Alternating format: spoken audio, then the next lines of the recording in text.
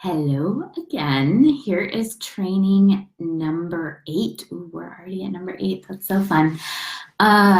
This is how to eliminate procrastination at work. If you don't know me, I'm Meredith Holly. I am a lawyer, power dynamics facilitator, and best-selling author.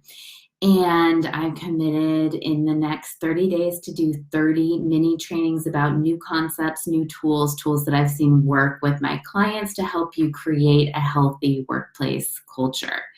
So a lot of times people I see have, and I was thinking about this today because I had a couple of clients who were big procrastinators who were like getting things into me at what they felt was the last minute.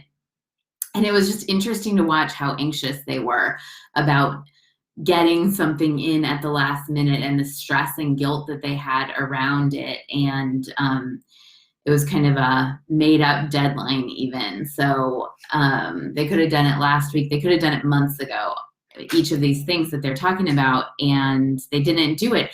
But they're experiencing so much stress. But then I was thinking about it because last night I had to give some news to a couple of my clients that they were not excited to hear today.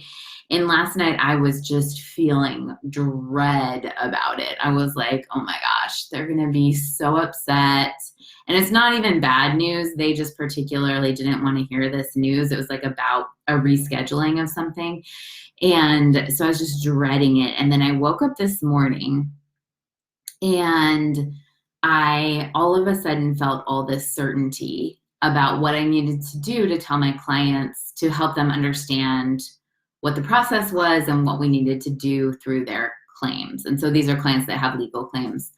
And there was a delay that they didn't want to have. That's actually a very normal delay. So I realized that I just needed to take a step to make things clear to them, to help them feel safe in the process, and to let them know that I know what's going on and that it's all going to work out okay. And once I made that decision to just take action, I felt so much better. Once I felt that certainty, I felt so much better. And a lot of people experience this related to procrastination. So they feel dread, and then the deadline's coming in. All of a sudden they're taking action and they feel this surge of capability because they've decided what the deadline, that they're going to meet this deadline.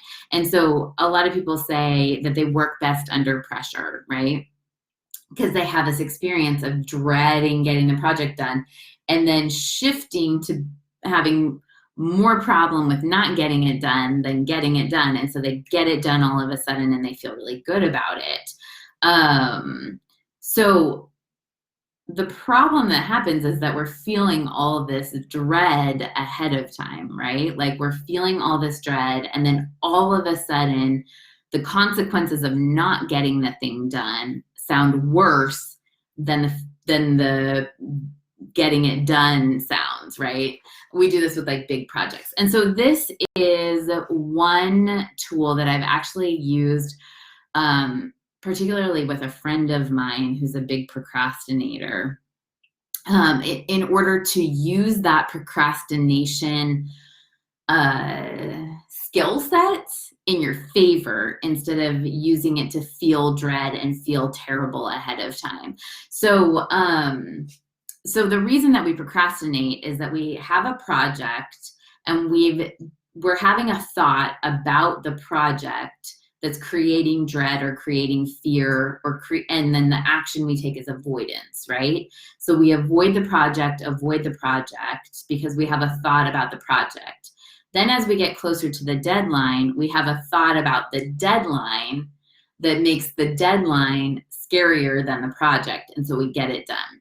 So this is a tool to use that process, not to resist that process or to judge it, but to use that process and use that sort of skill set in your favor so that you can get more done and feel less dread. So the first thing that you do, so this is what I'm calling it the reward break. So we all have probably, I don't know, most of us have had hourly jobs where you're required to take a break during your work time. And So usually if you work 4 hours, you have to take a 15-minute break. If you work 8 hours, you have to take two 15-minute breaks and a half an hour lunch or something like that, right? These are regulations that we have to make people effective in the workplace. And so, so we're using that concept, but applying it to procrastination in a way to make you more effective. So the first thing that you do is you sit down and you make a list of rewards that you like rewards that you're giving yourself on a daily basis. So some and they don't have to be expensive. They don't have to cost money at all. They just have to be something that you appreciate, that's natural to you, and it may be something that you're doing anyway. So like a cup of coffee, going to get a cup of coffee. One person that I knew would light an expensive candle. This was something that she would do as a reward for herself. Hey, Melissa. She would light an expensive candle. A walk to the park is another thing that I've seen somebody use as just a simple reward. I had one client who really was dreading doing this particular task, and she had to do it every day. And so she got a jar, and she would put a crystal in the jar every time she would accomplish the task. And she immediately was able to do the task. It was like kind of funny to watch. She took months not doing it. And then as soon as she could put a crystal in a jar, it like, people do star charts. It sounds kind of funny, but like giving yourself literally a star on a calendar, like a star sticker, is one, or calling a friend, I think, is a good reward. These are just examples of simple rewards. So list out for yourself, what are rewards that you're giving yourself every day anyway? How many cups of coffee do you have? Those are a reward. Do you have a glass of wine at the end of the day? Sometimes you don't want to use coffee or wine because this is a scenario where you might end up drinking more and more. But what we're going to do is we're going to plan these ahead. So you have this list of rewards, and you use this all the time. And you can add to it, you can take away from it as you just notice and decide what you're doing. And again, these don't have to be things that cost money, but they can cost money if you want to. So my friend goes and walks to get a cup of coffee at a store as a reward. Okay, so then you have this list just available to you. Just brainstorm a whole list of rewards for yourself. Then at the beginning of your week, you take a piece of paper and a pen, and you write out all the tasks that you could possibly think of that you might want to accomplish during the week. Don't censor them. Don't think about whether they're realistic or not. At this point, you just brainstorm all the tasks that your brain can possibly come up with at the beginning of the week. So you can do this on Sunday if you're at home thinking about it. I do it on Sunday. You could do it on Monday if you want to get to work and only talk about work tasks and you want to wait for work. But what you do is you write out every task, personal, work-related, that you can think of. So then you go through your list at the beginning of the week of all the tasks that you want to accomplish, and you pick your 3 priorities, your 3 main tasks that you want to accomplish that week. And you schedule those into your calendar. So you can take your calendar on your phone and schedule them into your calendar on your phone. If you use a paper calendar, schedule them in as to how much time, like you can break them down into smaller tasks if they're bigger projects. So for example, we were talking about, I have a friend who's a professor. So she might have to write a whole research article.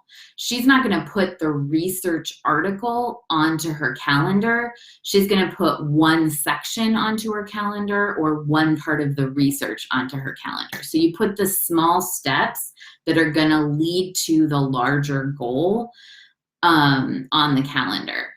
I like these to be measurable tasks. So some people say things like, go to the gym every day. Put those in your calendar, and you can do this with those, but in terms of the list that you're making and breaking them down into smaller tasks, I would recommend making them measurable tasks of what you want to accomplish. Do you want to write a letter? Do you want to sell a thing? Do you want to make a call? things like that you want to accomplish. And then you can also schedule in your regular, like go work out, meditate, whatever you normally do. So then you schedule in the top 3 and the components of the top 3 that you need to do. After each component of the top 3, you schedule in a reward break. So this is a break that you're going to take after you accomplish this certain task, and you're going to do one of the rewards. You're going to pick one of the rewards that you already wrote down. So for example, I'm going to write a section of my research article, one section, rough draft, and then I'm going to go get myself a cup of coffee at 3 p.m. If I don't get it done by 3 p.m., I can't get the coffee until I get this done, right? So this, you want to train yourself to make accurate estimates of how long things take, and then reward yourself on the schedule for accomplishing the smaller task, right? So this sets up a procrastination deadline of giving yourself the reward when you're accomplishing this task. And then you're not allowed to get the reward until you've accomplished it. I've seen this be very effective with major procrastinators. So for example, for me, let's see, what's one of the things I do? So I have to write a complaint, right, for court. And I'll say rough draft of complaint to court, and then I get to go take the puppy for a walk, right? That's my reward break. If you schedule this in ahead of time, then it creates that deadline, that work under pressure that often people feel like they do well with if they are procrastinators, right? So schedule it ahead of time. Make sure you follow through with the rewards. Track yourself about whether you're making accurate estimates of time. If you're not making accurate estimates of time, don't punish yourself about it. Don't use the system to restrict yourself or punish yourself. Use it to build in more rewards into your day, intentional rewards. Call your friend. Put a crystal in a jar. Whatever is gonna be the thing for you that is gonna make that deadline real in order for you to get the work accomplished. So that's the reward break. Thanks, you guys. And if you know anybody who's struggling at work, obviously send me a message on here. Send them our way at erisresolution.com. Thank you.